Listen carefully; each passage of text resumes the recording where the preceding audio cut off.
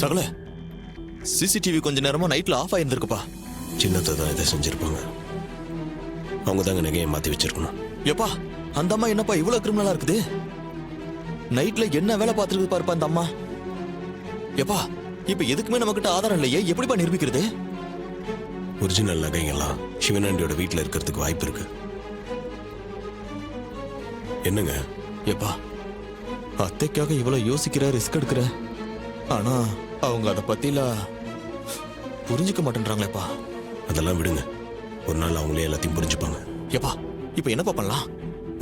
பேசாம அவங்க வீட்டுக்குள்ள போய் அதிரடியா செக் பண்ணி பாத்துருவோமா? இல்லைங்க, அது சரியா வராது.